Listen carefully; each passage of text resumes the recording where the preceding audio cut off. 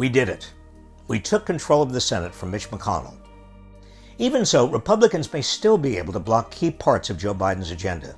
But there are plenty of critical policies he can and must enact without Congress.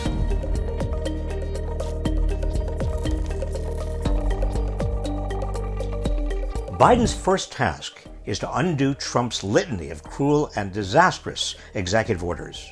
He's already announced he'll rejoin the Paris Climate Accord, re-enter the World Health Organization, and repeal Trump's discriminatory Muslim travel ban. And there are at least 48 other Trump policies that he can reverse on day one. In addition, here are 10 critical policies Biden can implement without Congress. First, he can lower drug prices through Section 1498 of the Federal Code, which gives the government the power to revoke a company's exclusive right to a drug and license the patent to a generic manufacturer instead. Second, he can forgive federal student loans, thereby helping to close the racial wealth gap, giving a financial boost to millions and delivering a major stimulus to the economy. Third, he can use existing antitrust laws to break up monopolies and prevent mergers, especially in big tech and the largest Wall Street banks. Fourth, he can institute pro-worker policies for federal contractors who are responsible for a fifth of the economy, such as requiring a $15 an hour minimum wage and paid family leave, and refusing to contract with non-union companies.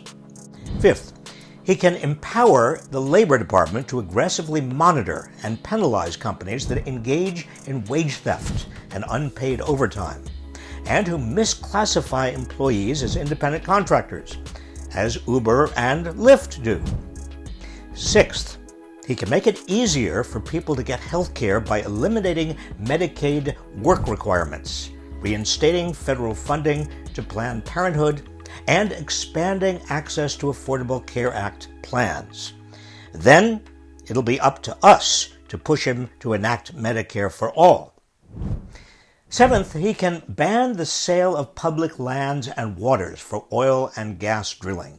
He can further tackle the climate crisis by reinstating the 125 environmental regulations rolled back by Trump, directing federal agencies to deny permits for new fossil fuel projects.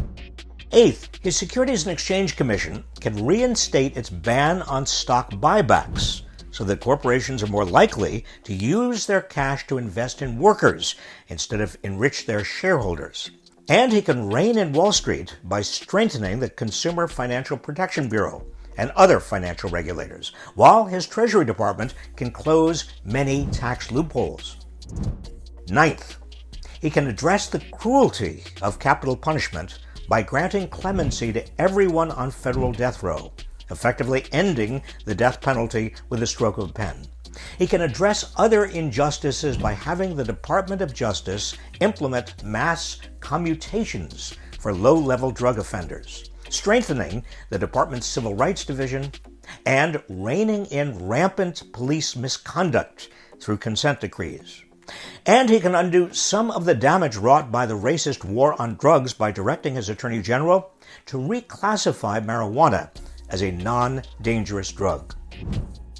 10th, he can reverse Trump's cruel immigration agenda by restoring and expanding DACA and raising the yearly number of refugees who can be admitted. Even with control of the Senate, Democrats' slim majority means that Republicans can still obstruct Biden's policy agenda at every turn. But this cannot mean that the Biden administration gives up on enacting the policies we need. Biden can and must wield his presidential powers through executive orders and regulations. The problems America is facing demand it.